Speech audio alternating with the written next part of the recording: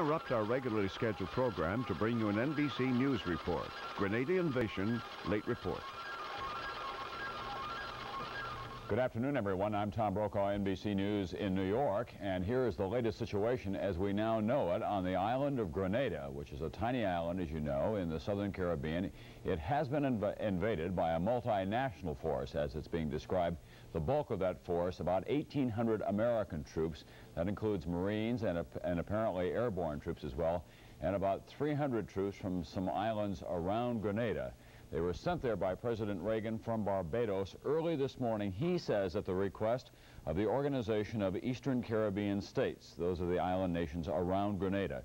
Grenada is an island country that is now in the control of a Marxist military council after its Marxist prime minister was executed in a military coup just last week. There are about 1,000 American medical students on the island. The president said he was sending the troops in there to protect those students. But the chancellor of the medical school said that they were all right, and if there is any loss of life, the blame will be President Reagan's. At this time, we don't know if there have been any casualties. There have been reports of casualties, however, both from the Pentagon and from Cuba. Cuba is now saying that its construction workers at a big airport, about 9,000-foot runway at the southern tip of the island, fought, in the words of Cuba, heroically against what were described as Yankee invaders, and apparently several of the Cubans were killed. Chris Wallace is standing by at the White House right now, where President Reagan has been talking about casualties too, but apparently, Chris, he has not assigned any number to that. No, and he hasn't explicitly said that they are U.S. casualties. Just a few moments ago, Tom, the president was meeting in the Oval Office with a foreign leader. Reporters were ushered in, and one of the reporters asked about casualties, and the president said, and I quote, "I know there are casualties, but I don't have any official report right now." We assume he was talking about U.S. casualties, but he didn't say so, so it's simply an assumption on our part. Earlier today, shortly after 9 Eastern Time, the president came into the briefing room to announce the U.S. action against Grenada, and he also explained the reasons for it. Let's listen to some of what he had to say. We have taken this decisive action for 3 reasons. First, and of overriding importance, to protect innocent lives, including up to 1,000 Americans whose personal safety is, of course, my paramount concern. Second, to forestall further chaos.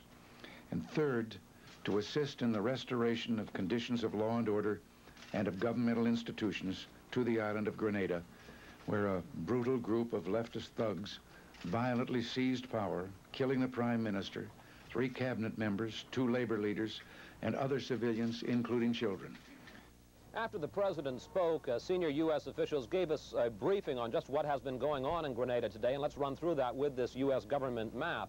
It started about 5 a.m. when apparently 400 to 500 Marines were landed by helicopter at this airport in the northeastern part of the country at Pearls Airport. They secured that airport, according to U.S. officials.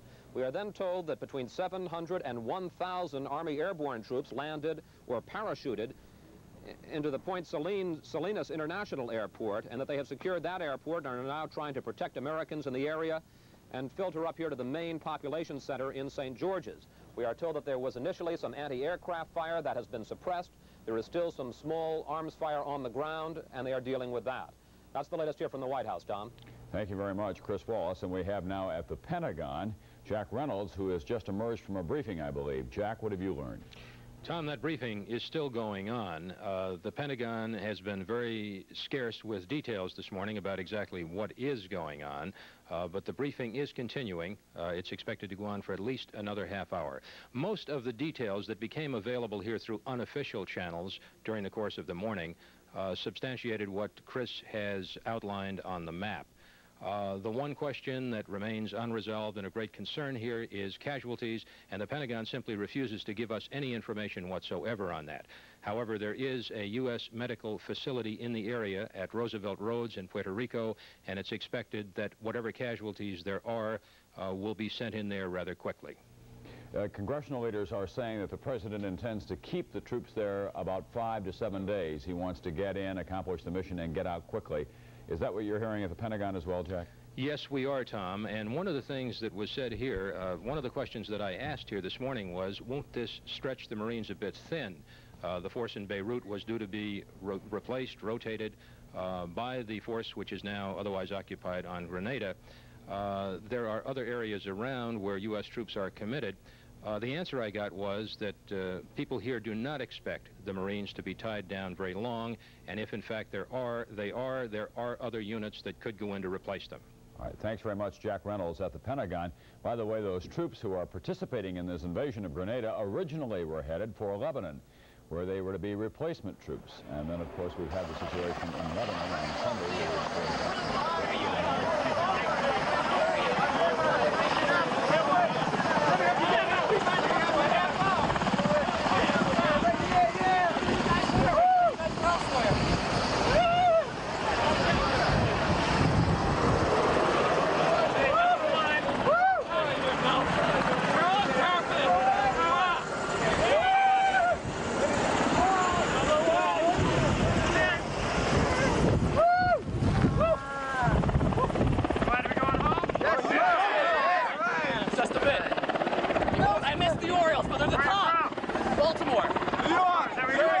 Yes, sir.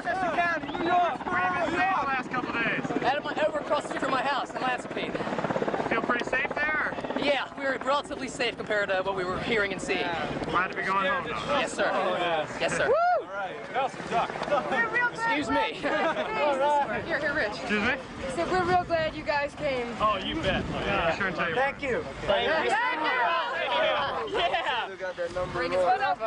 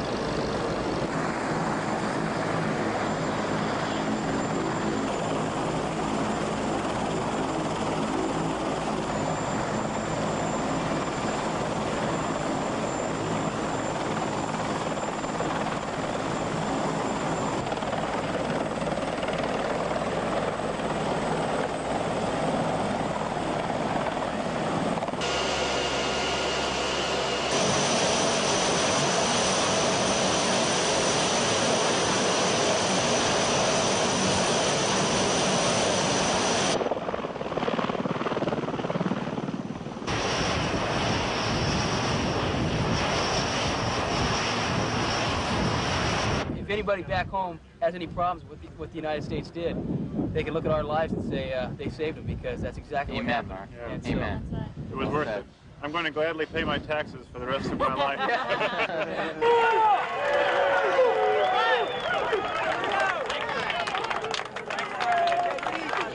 Good luck, man. Good luck, guys.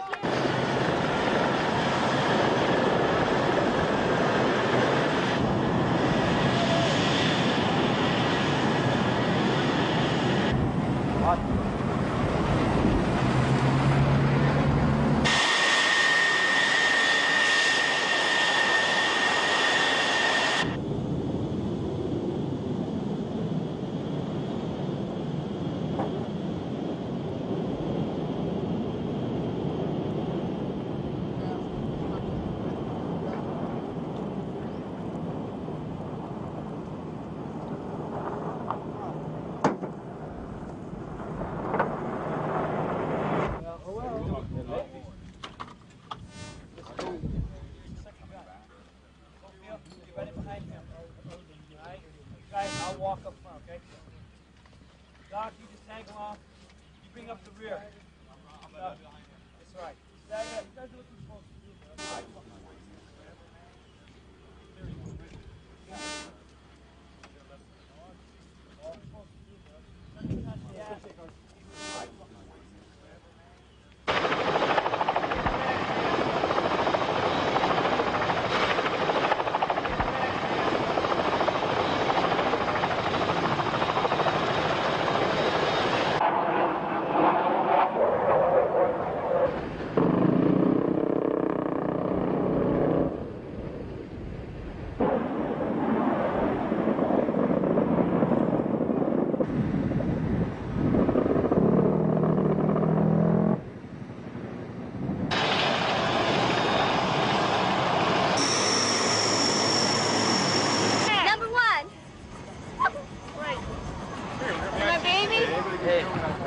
Thank you, gentlemen. Thank you very much. Thank you.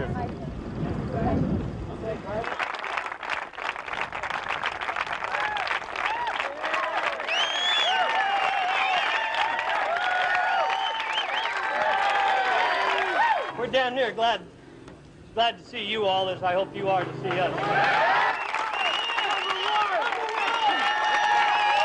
You owe one hell of a lot of thanks to these guys who went in and got you out.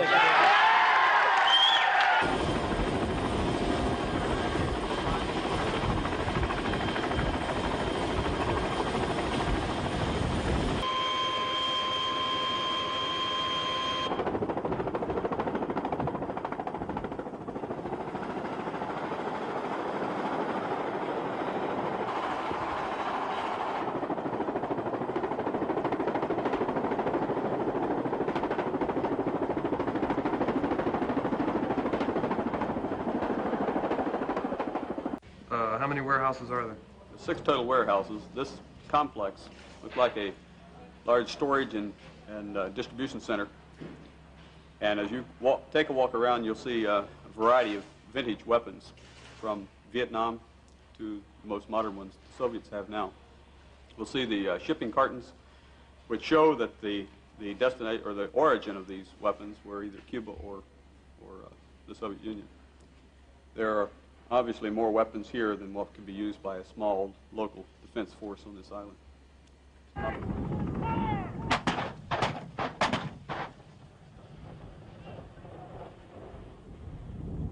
In the past 5 days, this correspondent has seen American fighting men in combat in 2 widely scattered parts of the earth. In the past 5 days, this correspondent has seen American fighting men.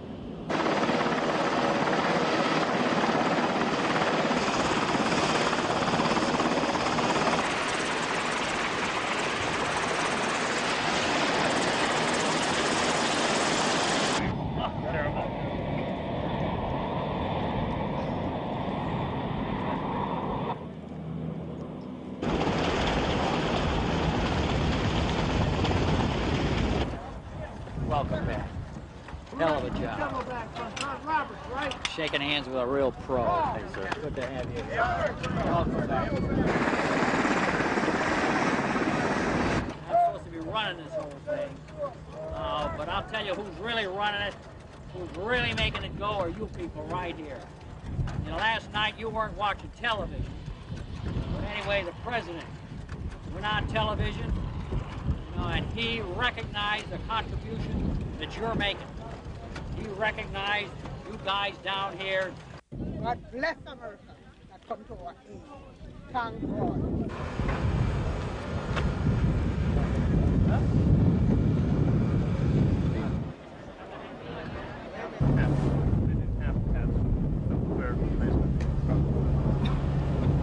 Taking a shot.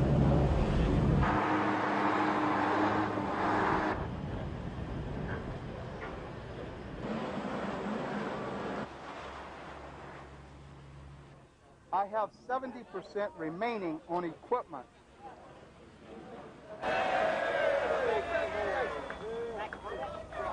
You back up.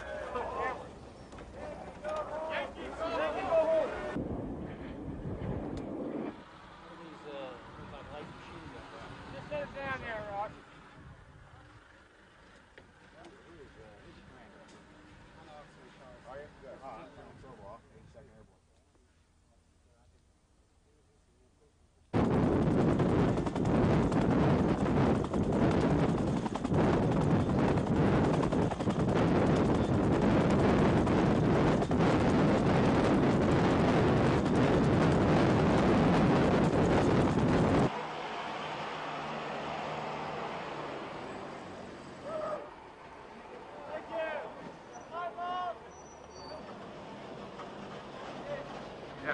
Tell Mr. Reagan all Grenadians are happy to know that he took this step in time to save our life, and may God bless him.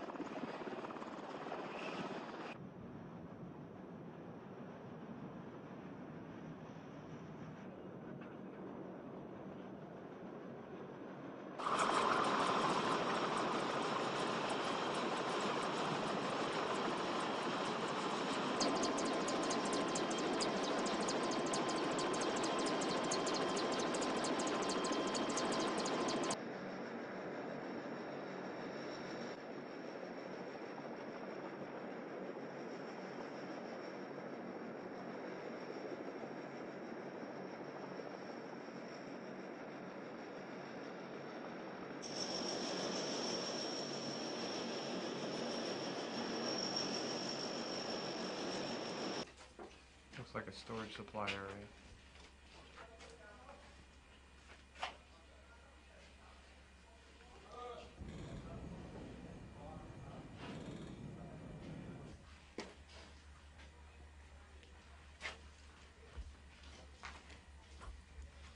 This is a general storage warehouse. It's quite a bit of mess.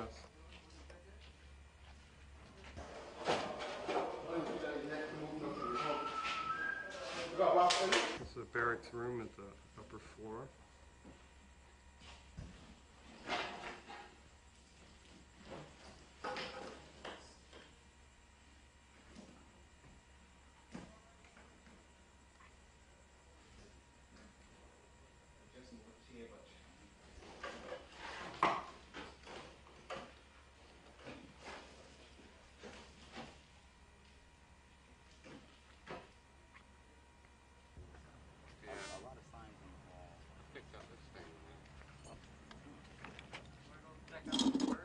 Workers Tribune.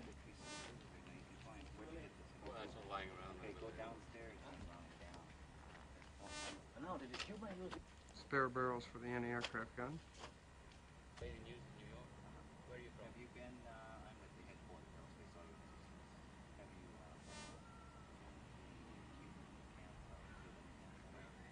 you, they throw us into...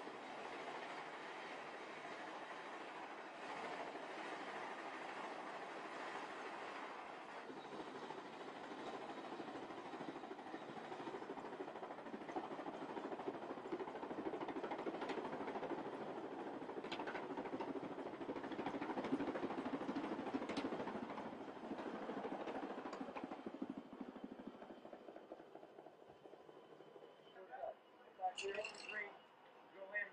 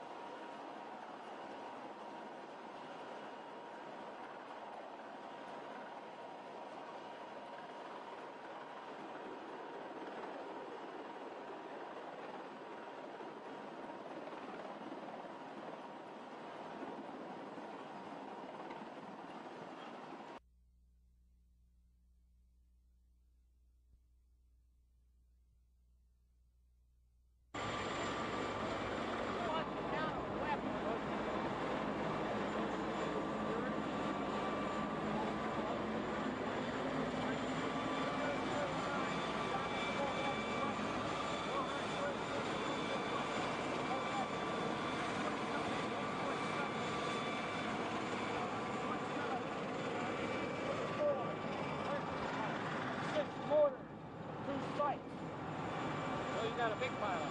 Yes, sir. I let it down, clear it down. Everything.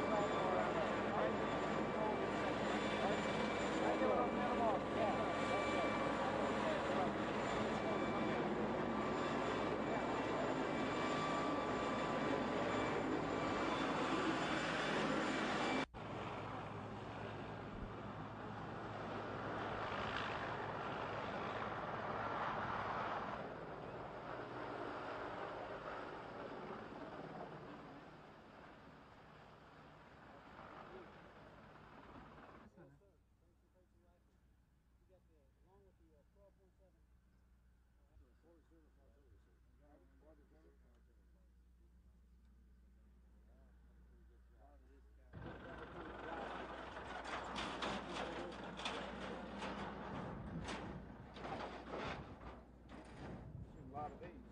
Yeah. Instructions in English.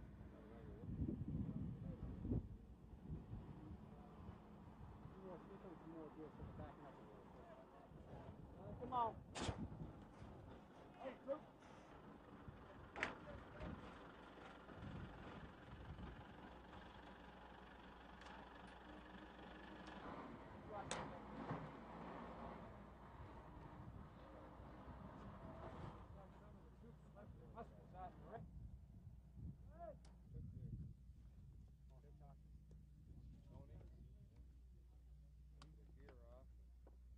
And how about anything on booby traps?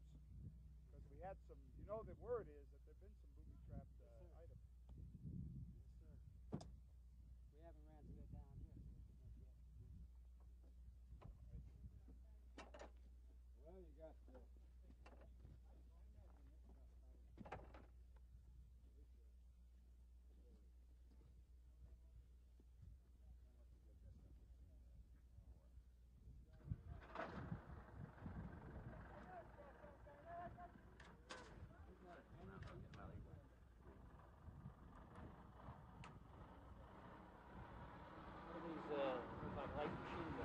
Just set it down there, Rock.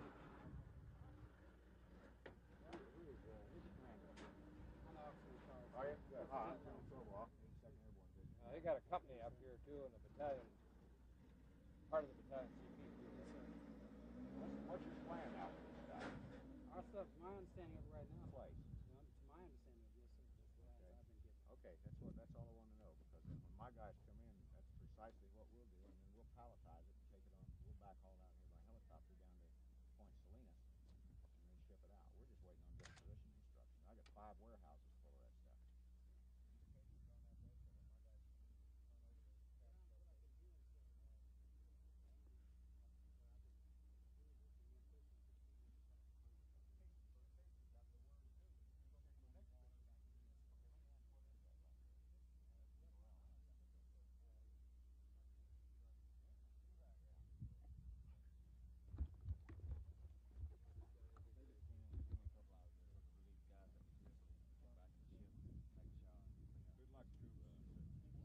important job, done well. The place will be a safer part of the world. You guys having done it here. Okay, let's go home, huh?